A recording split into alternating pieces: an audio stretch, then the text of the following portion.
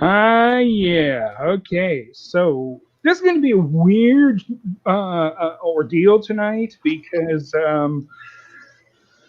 yeah, we're kind of broken. Yeah, slightly. I'm all fuzzy and everything, and But as you can see, this is it. We have a format now that we can go up and we're testing it. We're literally, yeah, I'm scratching my head. I know I'm not supposed to do that on camera. Anyway, uh, we're literally we're literally going to Facebook and YouTube at the same exact time as broadcasting over the radio. So yeah, we're having some fun with this. Um, but tonight we're doing a little something different, folks. We're actually going to be doing a tribute, remembering the folks in that have been out there and who've been a part of September 11th, and here we are, 19 years later. Now tonight we're going to be doing a tribute to them and talking about it, but we're not going to be talking conspiracy theories or anything like that. So, folks, if you were expecting that, I'm sorry. That angle is just out for the day. Anyway, let me do introduce, if you don't remember, I'm hoping this was right. Yeah, okay. On that side over there, if this is working the way I see it, over there is Annie. Down there, hi. down there is Miss Renee. Hello, everybody. Am I still fuzzy? You're still fuzzy, yes, ma'am. Oh. No, I mean, not many people get to come into this room, so I just kind of like to Yeah, like show. we we know you're doing the mystery camera tonight. Yes. Yes. See, you can say you can see me, but you can't see me. Oh, okay. Let's see. Now, if you haven't been on Facebook, if you're a Facebook fanatic and you've been out there and doing the Facebook, just so you know, the Facebook has a lot of people posting the tribute that's going on tonight with the lights and so forth. So you can see that, up in the air, all that fun stuff. And then what else is there? There's so many people still doing um, all kinds of tributes, all kinds of remembrances on Facebook right now and all the other locations. And I'm just kind of curious, what kind of remembrance do you guys have for September 11th? Do you remember where you were when this happened? I do. Oh, most definitely. I was at work. Um, I worked where I worked was a commercial real estate company that owned a building, and we were right on the harbor, bottom, the inner harbor, Uh huh. a couple blocks away from our trade center. Can you Right. still hear me? Okay. Oh yeah, yeah. I was on the phone with my friend Barb, who happened to live in New Jersey, not far from New York, but in the Jersey part. And it's something happened during the night, and I called her up to tell her about it, and she said, "Oh my God," about the plane hitting the trade center. And I was like, "Wow, oh wow!" And then we're still talking about what the other thing, and she said another one hit. So I hung up with her and went into one of the offices. The guy had a TV. I said, "Turn the TV on," and I remember we were all standing around watching it, and this one girl, her name was Melissa, and I do remember her saying before it happened, it will be a logistical nightmare to take those towers down. Mm-hmm. And no sooner did she say that, as the first one fell. Mm.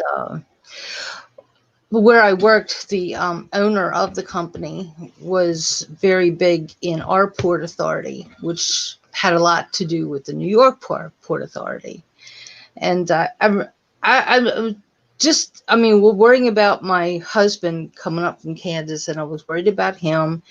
And Tom and I weren't married yet, but he was coming up, and I was crying. He said, "What are you crying for?" And he kind of like brushed it off until a few days later. Afterwards, I had to go through his Rolodex and take out all the people that were killed, his friends that were killed in there. Jeez. And that was just, it was numbing. It was numbing. And then going home, I took the light rail, the tubes, the tunnel, whatever. And my mom called and said they're shutting down, so I left early. And nobody was talking. Nobody was talking at all. Everybody was walking around like zombies. And of course, we were all downtown by the harbor. Were evacuated because of our trade center. So, Right. Have you watched any of those tributes today? No, I can't.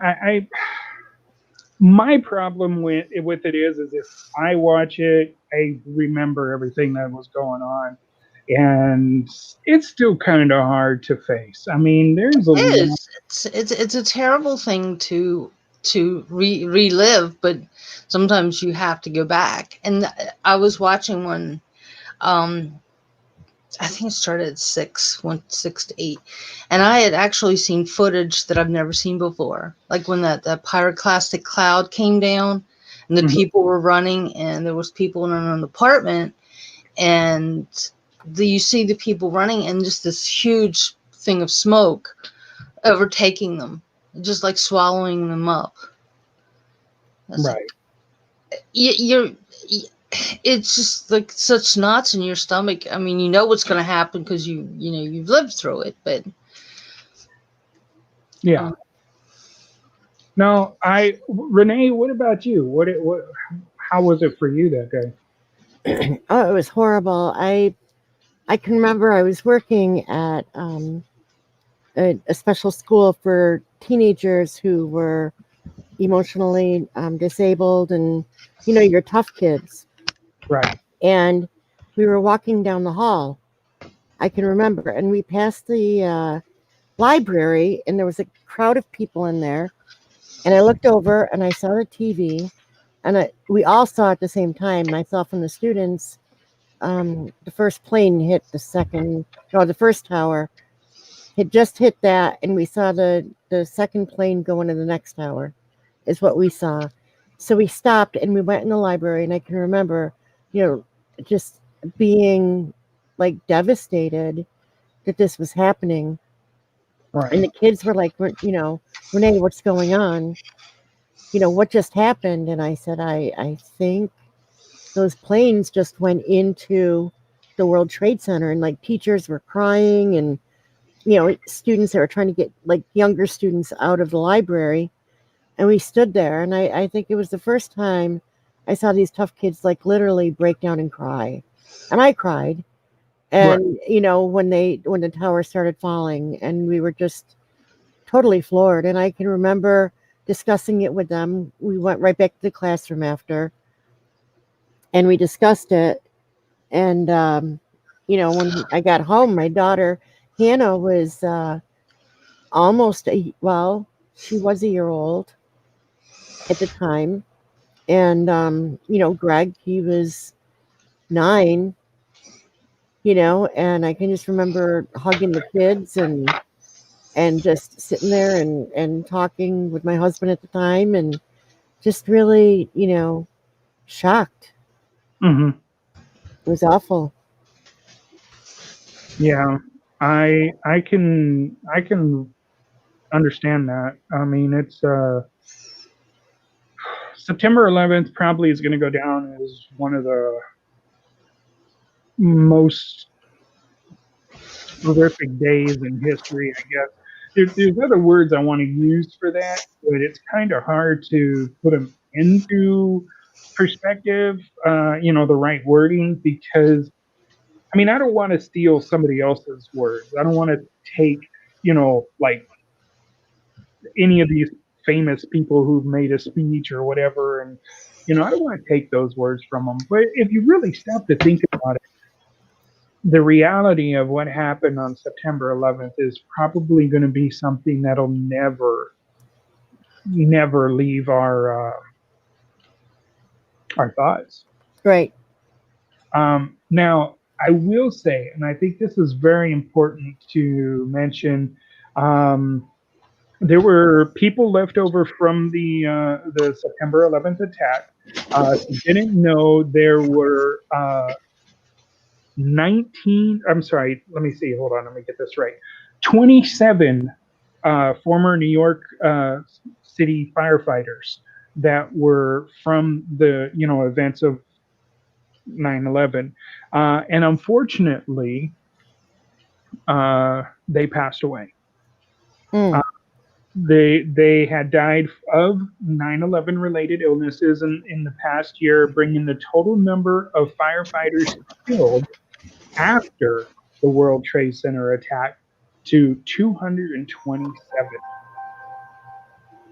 Now, that's in addition to the 343 firefighter members killed on September 11th. Mm-hmm. And if you really stop to think about it, it's it kills you. It really just kills you because you think these are first responders. These are the people who came out there and gave their lives for us or for the individuals that day. And I mean, what do you do?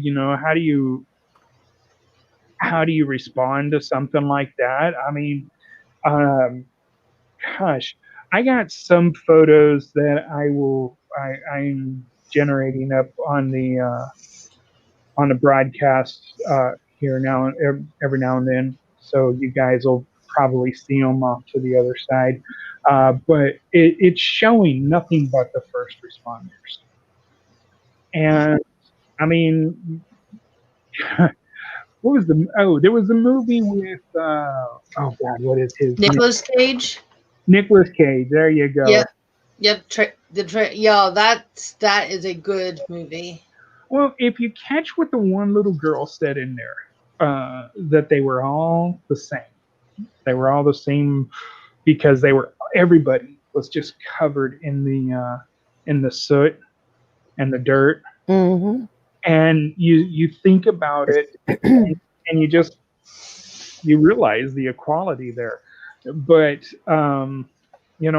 there's another thing that we have to sit back and look at is these are the men and women who are willing to put their life on the line to save any of us. So, like, how many of them ran up into the World Trade Center towers to bring? I mean, they didn't take, mind you, they did not take elevators. They took stairs to go all the way up. Right. Right. Having been an EMT firefighter / volunteer firefighter for years here in New York State, I knew people who ran into those buildings. I knew people who went after, went after the fact to help, and in law enforcement and everything, and it was just heart-wrenching. And still to this day, what some of them go through, even medical issues, it's hard. It's hard to even fathom anything like that happening, because I know even myself, having responded to several calls and stuff, you never know what you're going to face when you go to a call, plain and simple. Right. And that's the whole thing. Volunteers, paid firefighters, paid EMS, law enforcement, and like I volunteered. I did both as a volunteer, and that's your thing. You want to help people. You want to help people in need, people who are hurting, and you just, like I said, you don't know what you're walking into every time that you respond to a call. And it was just devastating. It just affects everybody. Yeah. I have to say one of the things that I was going to have try to have another guest on tonight too, who is a first responder, and we'd get a wonderful point of view from there. But you, as you mentioned, you were a first responder, Yes.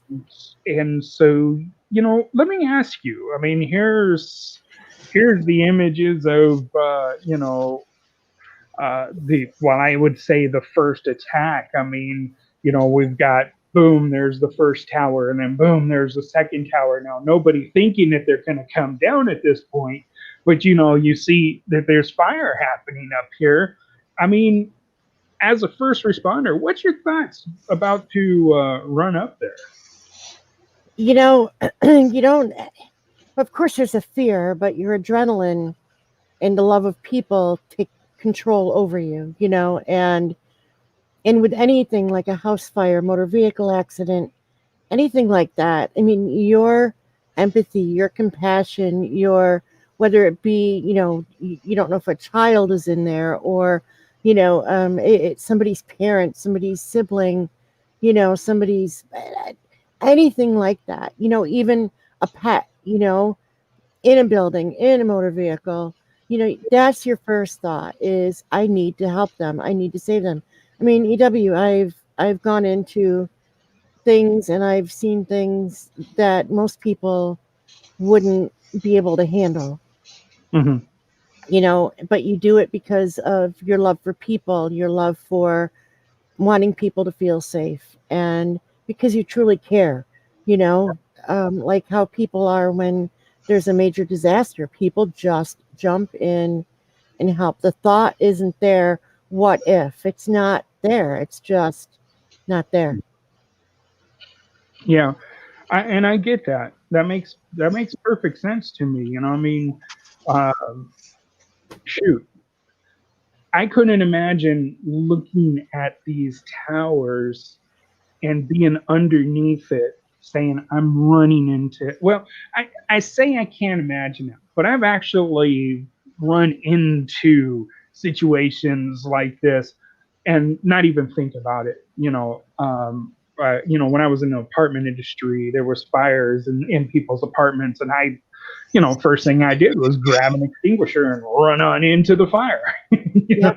Well, and the whole thing is you have to remember too, you know, the level of training that these police officers, that these firefighters, these first responders have is unbelievable. I mean, they have training. So when they see that, the first thing they thought of was going in and helping people. I need to save as many people as I can, knowing that the elevators weren't going to work. Right. Knowing all this, but also not realizing that these towers were going to collapse and the way they did and how quickly they did. Yeah. And all the aftermath of it all. So in actuality, people will say, well, maybe it's a lack of common sense. No, it's just the training. When you go through EMS training or police training or firefighter training, it is so intense, and you are taught to not think of that fear. You are taught to just go in, do what you need to do with any situation that you have to face, and then you deal with it after. You deal with the emotions after. So when you go in and into a situation, say like 9/11 with the World Trade Center or, the Pentagon or even, the plane in Pennsylvania, when you enter into a scene like that, you're in a totally different mode. It's almost like robotic because they train you to put those emotions and those feelings aside until the job is done. Right. And you can't let that help because otherwise you're putting yourself and everybody else on your team or the patient or the people in danger. Yeah. I can agree with that. You know, um, I don't know. I know it's going to be a moment before she responds, but Annie, No, I hear you fine now. oh, what'd you do? I don't know what I did. See? I was just monkeying around with it. It's like, I hear Miss Renee. Hi, Hey, Renee, by the oh, way. sweetheart. Oh, so glad you're here. I'm glad I'm here too. Now, if only we can get her to fix that camera. No. Okay, so what? Well, yeah, the thingy here. I'm trying to figure out what I can Oh, don't mess worry with about that. next. It's a joke. What can I do? I'm By going the to way, keep playing with it. I have to apologize to folks because I said it was streaming to Facebook as well. That's because I need to upgrade. So this was a test before we actually let the station purchase this. So I So I will. might have been clear on Facebook, so you can see my absolutely wonderful Oh no! It's not sheet. even. It's Oh, not even broadcasting on Facebook. oh, It's on okay, YouTube. I It's on shared YouTube. it. Yeah, yeah. okay, good. Well, So during the like closer to the end of this program, I actually DVR'd it too. Uh, after the towers fell, and the firemen that were not in them, and they were outside doing whatever that they were doing. You could just, I mean, the defeat, the total utter defeat, and they just sat there. And one of the things that it was on Facebook today is Steve Buscemi. You know, everybody knows who he is if you have ever seen Mhm. Armageddon or whatever. I really love him. He's a great actor. But he was a firefighter. He was off that day. But he came down the next day to start looking, to help find, survivors or victims or mhm. whatever. And that there was the one guy said that he had watched Monday Night Football and he overslept or something and he was 15 minutes late getting out the door, and that saved him. And it's those little stories like that. Somebody had to go to the dentist or their car wouldn't start. Or like Mark Wahlberg, he was supposed to take a flight, but he took a later one, or so he, changed his time for his flight. He could have been on there. You Yeah. just never know. You never know what little tiny thing is going to change. You know. Well, there was a lot of people who planned the events or planned to go somewhere and then they didn't. But I mean, here it was. Here's what happened, and boom, it kind of it bothers me, but at the same time, we can't. Here's the thing. I've heard a lot of people say, "Oh, where was God in all this?" Let me tell you something that you don't realize.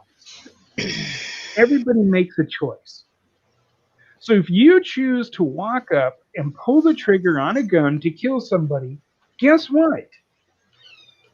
If it's that person's time and you're the one pulling that trigger, you just took a life. And so the people who perpetrated this event, they themselves did, or they pulled the trigger in a sense. You know what I mean? Does that make sense? Am I making them any machine? Yeah, life in general is about choices, correct? So, Yeah. this whole thing, no matter what people believe, is just devastating. It's sad, Yeah. and I look at today's day and age of what's going on right now in all these different cities in New York State, and I think, you know, it breaks my heart because a lot of these people who are doing this rioting and looting were either not born yet or were young, too Well, young to really know the effect of it, of what happened, and it's heartbreaking. It's all very heartbreaking, Mm-hmm. and to see the damage and the loss of life in general, and for what, for why are we doing this? I mean, I understand. I totally get what they're saying, and I um, believe them, and get it. But when we look at 9/11 and know that those who were old enough to realize what really happened, you know, it's mind-boggling. It was right. our generation's Pearl Harbor. Yeah. Well, yeah, those are some big numbers from that too. Yeah. Yeah. So Hmm. it was devastating. And, I when my friends came back from volunteering down there with cleanup and recovery, and, of course, because we all know it was recovery, Mhm.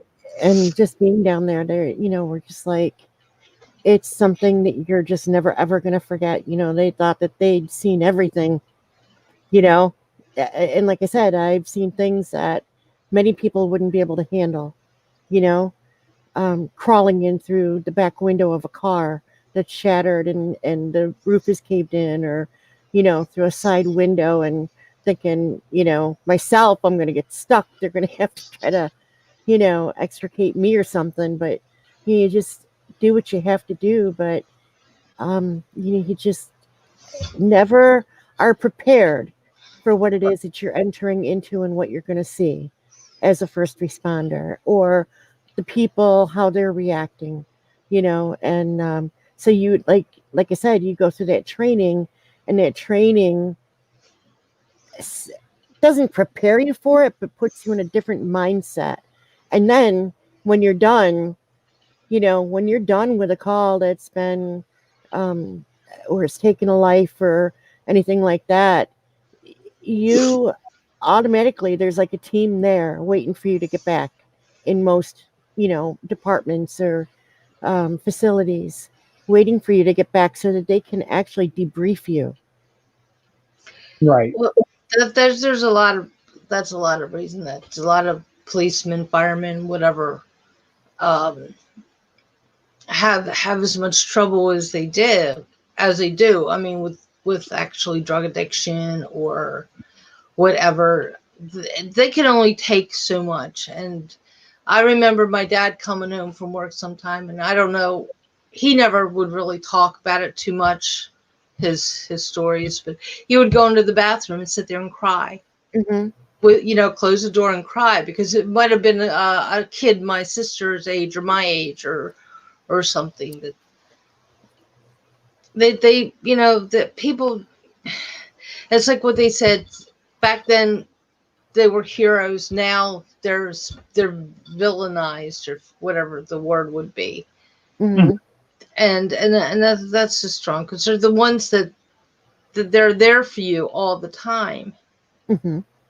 I Well, I mean, can when I can remember, like, even going to calls, and you're working on full arrests, and the families there begging you to save the person, and you're doing all that you can, and you know they're you're trying to do what you need to do, because you want them, you want that person to come back, because you have family right there, they're watching, you know what I'm saying, hmm and you do everything that you can for that person, and you get to the hospital, you're still working the person right until, sometimes in the hospital, like the doctor and staff will walk in, and they'll have you continue doing the compressions and the bagging and everything else, where they're doing what they need to do, and the doctor will, you know shout out orders to his other staff, and you could have been working this person for 45 minutes, and then you have to walk out and you see the family, and you just you can't even imagine. So you go back to the station, and you feel like you've run 100 miles, and you look like you've run 100 miles, and you will sit there with your crew, and you will just look at each other, and you'll start crying because you couldn't save a person's life, you know and I can, remember being a psychic medium, going in and saying, oh God, I know this person's gone, you know, Right. and they're standing there watching, because I'm seeing them, and they're not going to come back. You're not going to bring them back, and they're telling you they're not going to come back, and you still go through and do what you have to do. You know, you have to go through and do it, and in some ways, as a psychic medium, and having done that, it kind of made it difficult for me, because I knew, you Right. know, I knew. So, it's not that you're lying to the family, you're just saying I'm doing all that I can. I'm doing all that I can, and it's definitely different, you know. Yeah. Real quick, Empathetic Voices told me to tell you hello, Annie, and she's missed you. Who's that? Empathetic Voices. Oh, tell her I said hey.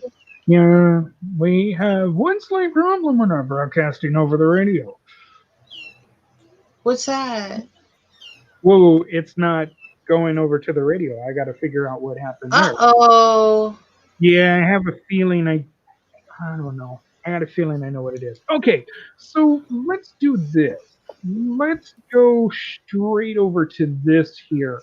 This is a timeline of events. Now, I don't know if it's going to be big enough for you guys or not, but just kind of want to point out what really happened over this. And so as I look at it over here, I'm not looking at you, I'm looking over there.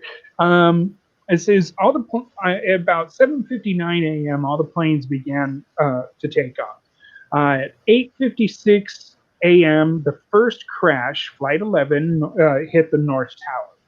At 9:03 the second crash, which is flight 175, hit the South Tower. Now, somebody was saying how organized these were and how like spot on they were, but there's something I noticed about the timing. Just it was not right. Like you'd say, okay, at this time you're doing this, and at this time you're doing that, but it wasn't based on the same. I guess if that makes sense, it wasn't the times. I didn't see the times there like that. If you get what I mean, it's kind of a little sporadic. All right. Anyway, so at 9:05, George Bush is told about the attack. At 9:31, Bush makes a public announcement. At 9:36, Vice President gets moved to safety, which they have to do that. This is the way they kind of protect it in case this isn't an all-out attack on one particular individual. Then they have the backup in place. At 9:37 a.m., Flight 77 crashes into the Pentagon. At 9:45 a.m., the White House and the U.S. Capitals are cleared. I mean, everybody's gone. At 9:59 a.m., the South Tower collapses, and this is the moment I will say that I started holding my breath. I don't know about you guys. Oh yeah, it was. I think the tears started. Uh-huh. It was when the tears started when the first tower came down because I knew. Yeah.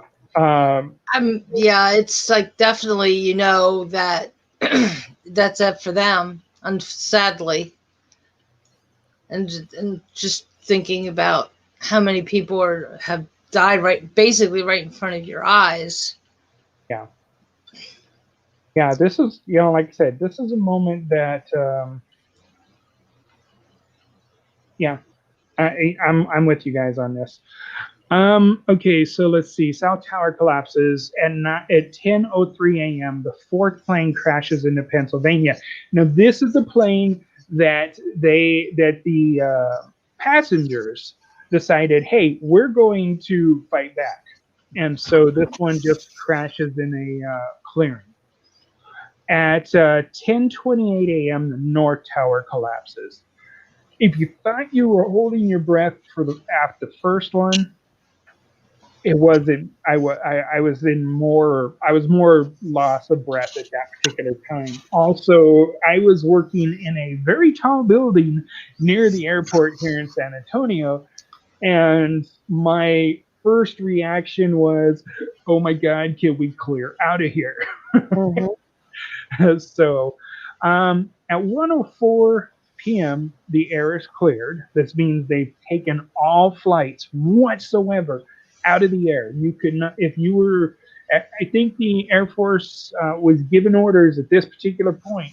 If a plane was in the air at this point, they did not have permission to shoot it down. Right. Oh, wow. Yeah.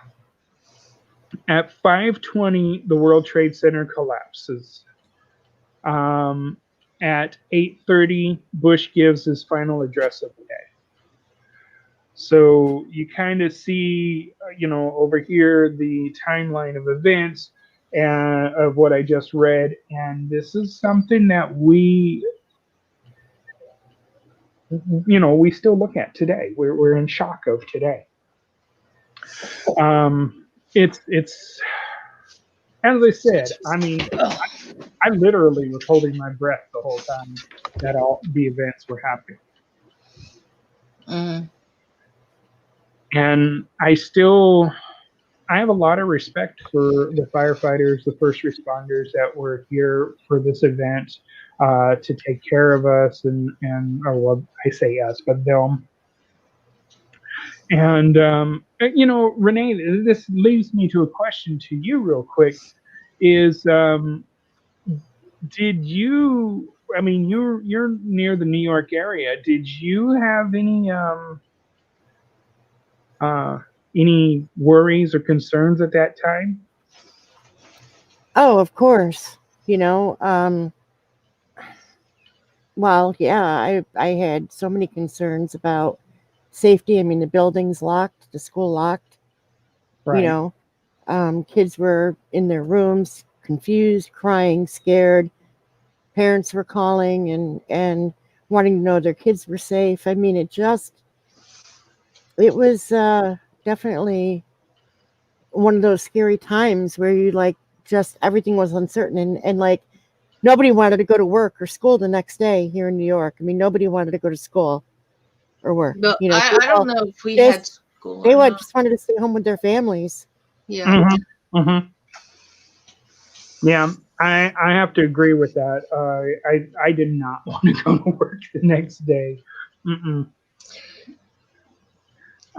They did.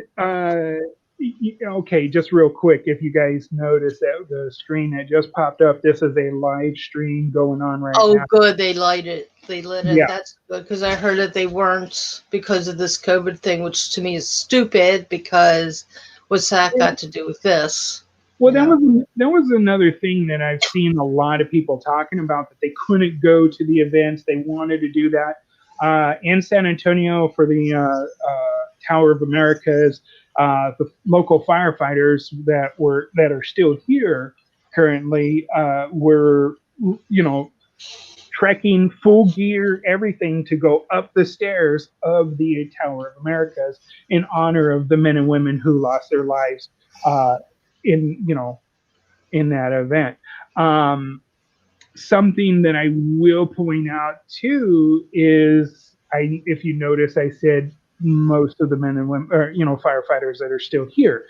A lot of our firefighters are getting called to go help fight the fires all on the West Coast. Mm-hmm. That's a mess.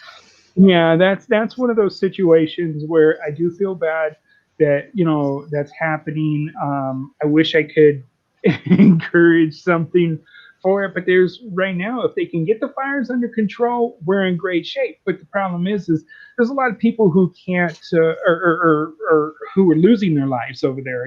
Firefighters and homeowners and so forth, and then okay, we saw the devastation of September 11th after the aftermath. And that even to a lot of people was just like mind bending. It's just like, whoa, this really happened. It wasn't a dream, and gosh, the devastation. Okay, there's people who go home to these forest fires, after they're done, and their entire homes are just wiped out. Mm-hmm. Mm-hmm. I mean, there's nothing there, and it's wow. So yeah, I mean, EW, I'm gonna have to. I'm watching my battery just drain across, so I'm gonna have to move back in and hook up. So I'll be back in a minute. What do I do? You don't worry about it. When you come back, you'll pop in. Okay, I'm gonna stop cam. All right, I'll be back in a minute. Okay. So Renee, let me ask you: do you? Wow, I just saw that thing go blurry. Didn't? Do you? I guess being where you are now, I mean, like I Mhm. said, you're in New York area. A lot of everyone else isn't. Do you have a reality to this? I mean, what do you see it as? How do you feel about it when you hear about September 11th or they talk about it and you have to, kind of relive that situation? Right. Well, the blessing is I wasn't there, right, for it to Right. happen or anything. But when I look at it, I just think of all the devastation. I think of all of the friends who went in and responded there, and my heart breaks, and those who aren't here. And because of, the 9/11 illness or whatever it is that happens to them, Um, and I think of the friends who still have to go get tested every year, Hmm. to make sure that they're okay. And What are they, I what are it they just breaks my heart. Go ahead. what are they testing for? They're testing for like the cancer that and different diseases that have come because of the fumes and the chemicals from the towers collapsing. Hmm. And it's hard. And I mean, a lot of people commuted to New York City from different areas, even from here, from my area, and worked during the week, and came back. They didn't come back, and I just look at it and I say, oh. And then I think the most disheartening thing, or what really brought the realization to me, was when I visited Ground Zero Hmm. and saw the new tower building going up.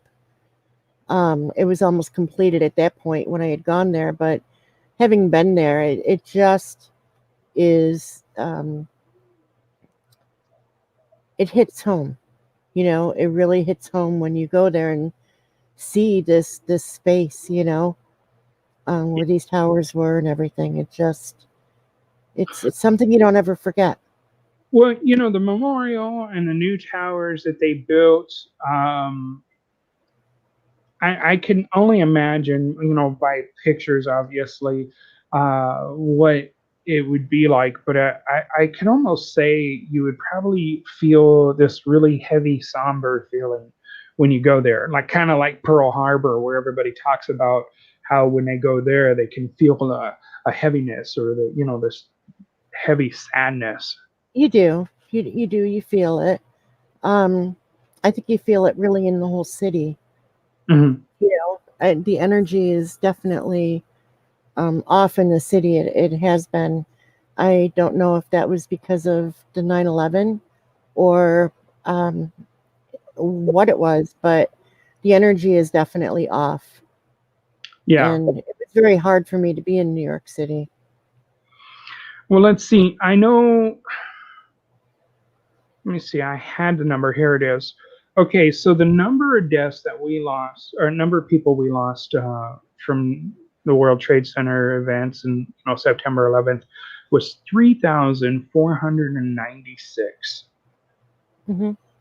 And now, as we mentioned earlier, so 27 of the former firemen that were first responders then have lost their lives, and that just wow.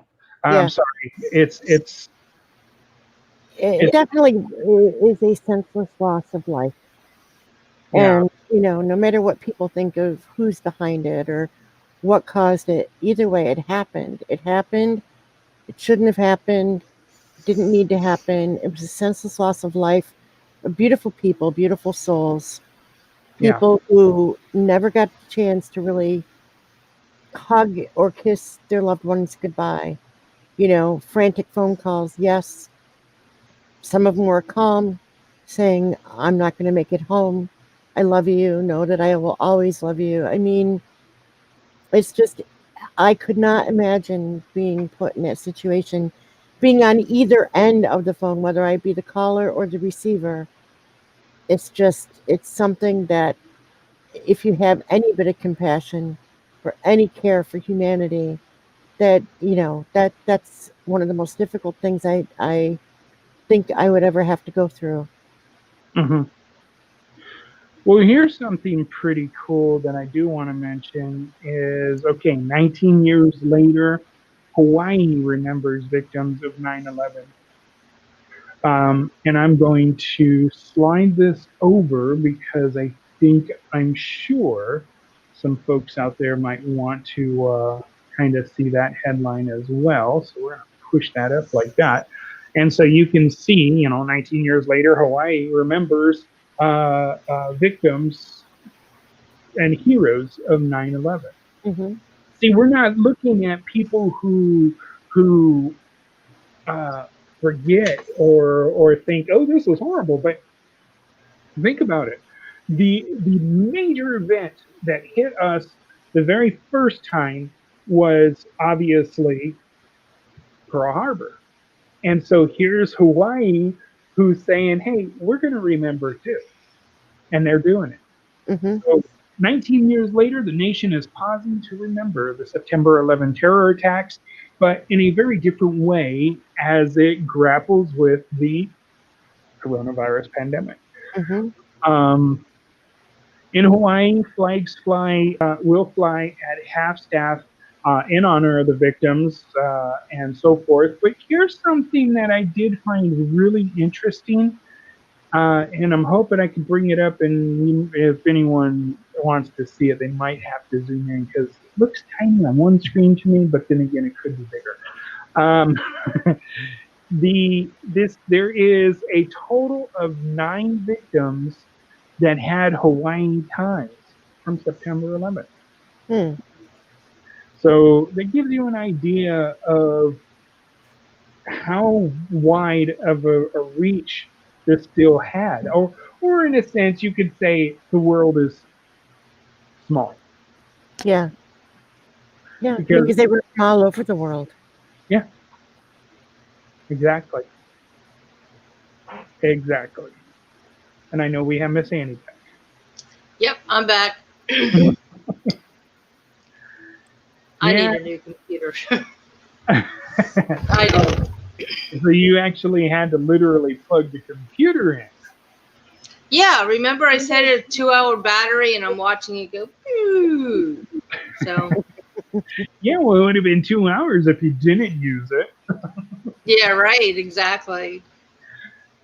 So yeah, I'm still 19 years. Next year, we're going to be remembering the 20th anniversary. It doesn't seem like it's been that long, actually. No, not at all. It doesn't. 20 years is going awfully fast. So Yeah. And for those who do hear our guest, Miss Renee, who normally you would see her picture. I see your picture. I mean, not just her picture, but her face. And she'd be My talking. goodness. But you will see at the very bottom of the page the scroll down there, which is saying where you can go to her YouTube page to listen to her shows, Angelic Comfort. Thank you, each of you. I was wondering. That picture, the other picture you did with Father Michael, it just, I see that picture and I think that man, ran into the building, and tried to save people's lives right there. Yeah. The one with the chair, or Yes, which? that's Father Michael. Mm-hmm. Oh, is that what that? Okay, see, I never knew anything about that picture. Mm-hmm. Yeah, he didn't make it, obviously, as you could tell. That he was not alive in that picture. Oh, But that's what you call, compassionate, caring, selfless individual right there. And he ran in and he stayed with, I believe, a woman or something. I don't remember the full story behind it. And knew he wasn't going to make it out of there. Mm. And they found him and carried him out. Mm. So he willingly gave up his life, knowing, that when he went in, he probably wouldn't make it out. And he did what he was put on earth to do Yeah. in his final moments. And yeah, Mm. Father Michael. And I look at him, and every time I see that picture of him, I think of Archangel Michael, the Yeah. warrior. I mean, but again, this is what we're talking about: sacrificing his life to help others. Yes. There's a scripture. Okay, I know people don't want to hear it, but please give me a second. There's a scripture that says, "Greater love has no man than this, that a man lays down his life for another." Hmm. And there you go. And I'll tell you, I mean, I look at the picture and I think, and not knowing, I thought he was unconscious. I didn't know that he was dead at that point. Hmm. Look at all the people that are right there, you know, to help carry him away. Hmm. Yep. You know, and I'm just going to say it. Senseless loss of life, whether it be that of 9/11 or through these riots and stuff that are going on, or just whatever, because somebody has upset you or doesn't think the same way as you or have the same beliefs as you, is absolute nonsense. It Hmm. is absolutely uncalled for. And and how can anybody have no, you know, it's the sanctity of life? Yeah. It's like so important. It's a blessing. And how can people not? I mean, and you look into the eyes of these people, that do murder people or do cause these horrific, horrendous scenes, and there's like no soul there. There's no soul. Mm-mm. It's not a game. Life is not a friggin' video game. You No. can't go around playing a video game in real life with real human lives, and there's no reset button, people. There is no reset button, and I'm one who I'm so glad that my kids didn't play a lot of those games and stuff growing up. And of course, when I grew up, we had Atari, right? I mean, so Oh, so you played Frogger a lot. I played. I didn't play Frogger. I played Pac-Man and tennis and soccer No, and no, asteroids. I mean you tried to make Frogger a real life event. You Oh, tried it. sure, of course I did. But Please don't try this at home, children. I know. Okay. You know what? And this is it. This is it. The programming that's going on with people as they play these violent games, you know, and watch all these different TV shows and stuff like that. There's such a subliminal conditioning going on that people don't see clearly. And seriously, life is not a game. You can't shoot somebody, hit a reset button, and bring them back. You Well, just people can't are do it. desensitized now. Well, that's It's it. It's just, a it's total just, and then desensitization. they go around and make heroes out of bad guys. Right. And I sit here sometimes like stop the world. I want to get off. It's gotten to the point where my heart's tired, my soul's tired. Well, What more can when people do to each other? The yeah. evil that is walking this earth right now. Oh, it's awful. Well, let me say, I mean, I've heard a lot of people back and forth with this coronavirus, and they talk about, you know, I hear negatives and I hear all kinds of horrible things, and I'm like, we gotta, that's it. I can't keep doing this. And we've lost friends to it. We've lost friends to other things. Let me tell you what, since this thing started, there's been so many deaths that I've had to see or hear about or deal with. And you guys know me as being bubbly and joyous or whatever, and I'll be honest, I can't do it anymore. I can't hear right now the loss of another person because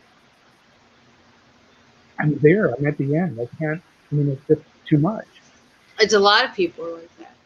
Yeah. This is what, and I totally get it, and I totally understand. And this is what bothers me. We had 9/11. People pulled together. They cried, they cared, they loved each other, they were compassionate, they were empathic, they had all the love for people and feelings for people.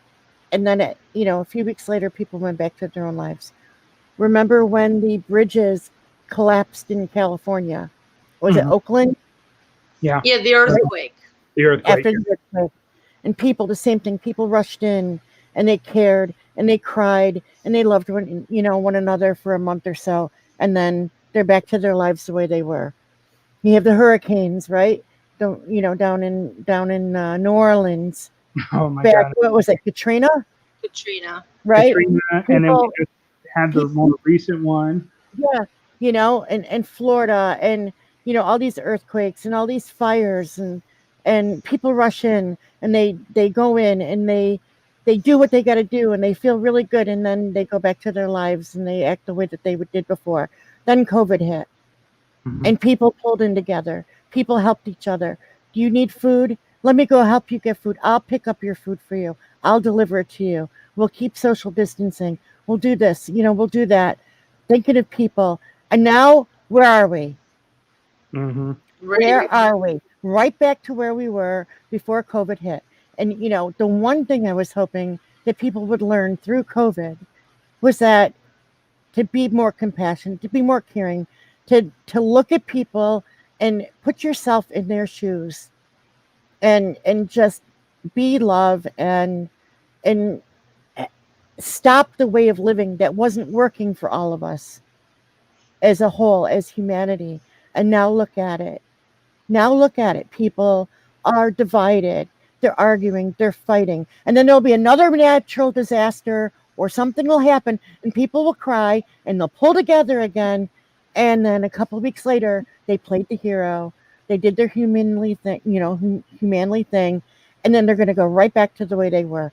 And that is what I find to be absolutely disgusting, disgraceful, and despicable. And it's absolutely uncalled for. And now I'm mad. I'm so Because sorry. We got her on. no, because I Here's a look hug. and I sit back and I sit back and I think, how can people be so disgusting? Yeah. How Let can me tell people you be what. so disgusting? And if they could look in the mirror and look at themselves and be honest with themselves, like all of us, none of us are perfect. None of us are meant to be perfect. But we're also not meant to be alike. We're not meant to talk alike. We're not meant to think alike on the same lines. We're all allowed to be here. God put us here as individuals Yeah. on our own life path, not the life path of Joe Schmo, on our own life path, and to be our own person and to shine, That's right. not to be like everybody else. And this whole thing right now makes me disgusted that people cannot get their shit together. Sorry, EW. She said it, folks. Say it, Stay, lady. stay grounded, stay balanced and focused, and stop the nonsense. Stop letting your emotions overrun you that you got to treat other people like crap. But Yeah. yeah, have it turn around and happen to you, Your or whiny turn little around and baby. happen to your kid or your spouse, your partner, your parent, your grandparent, you'd be off the wall because they can't talk to you or they can't do that to you, even though you do it to other people. Oh, Yeah. like these We have an knocking these issue in old this people world. down. It's like, what is your problem? We have an issue in this world where people Yeah. cannot stand in front of a mirror, look at themselves honestly, and say, I messed up too. I'm messed up.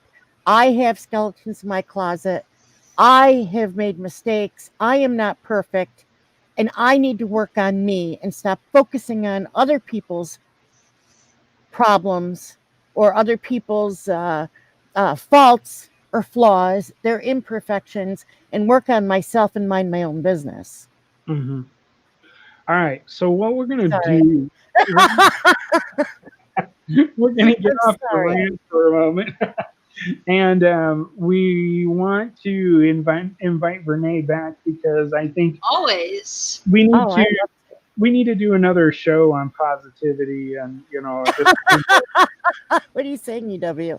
Well, no, it's true. It's true, and I'm sorry. But well, that's I that's think how what I want humans to are. do. Go ahead.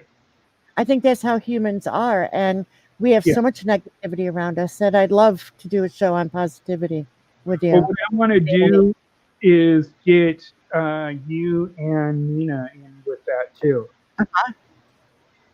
Because if we haven't had enough rants there, we got to have Nina involved. Me and my rant. But you know what, EW? And you and Annie both know me. You've known me for a long time now. Yeah. And you know that I don't hold anything back. Right. I'm going to say it like it is, and Nina even more so than me. But a lot of times I've been keeping my mouth shut the last several months. Well, I mean, what can we do? I mean, look. My parents taught me if you can't say anything good, don't say anything at all. Mm-hmm. That's what I try my best to do. Now, that doesn't mean that if somebody doesn't smart off to me that I'm not going to do it back, okay? Because No. I have. But yeah, I could be a smartass at times. Yeah, I said it. No, not you. You're such a sweet thing. I said smart. Okay. Oh yeah, you'd say dumbass. Okay. Anywho, we do need to end the show though because we are at that point. Well, And that kind of stinks. well, if you guys want to keep going, we can keep going. I got a rock in a few. See. So what we'll do? And I'm gonna try to mess with this camera. You gotta, if you can get back with me sometime this weekend or next week, maybe we can work on this and try to figure out what's going on with the camera. Mm-hmm.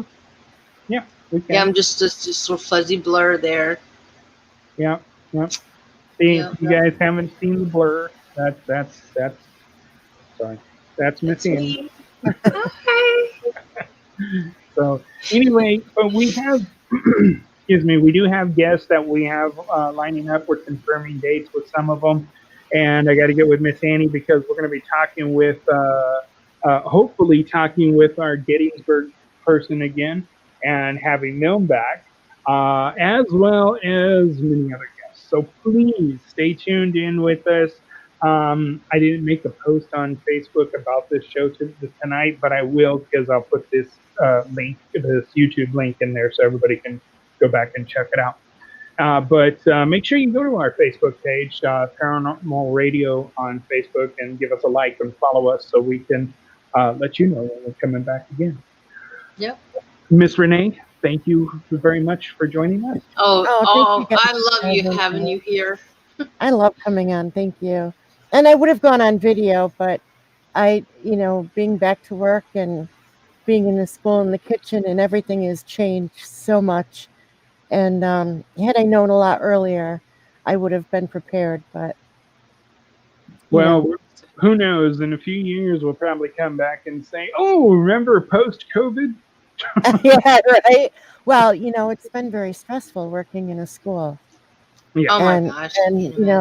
And I'm the cook manager for a school district, so the whole food service department, everything has had to change. And I can tell you that my team really has been working above and beyond, what needs to be done for these kids to feed all these kids that are both remote and in school hybrid. And, my head is off to them because they've really been working extremely hard this week. And it's very, very difficult for all of us. And by the time we get out of work, we are exhausted and we look like we've been through the war.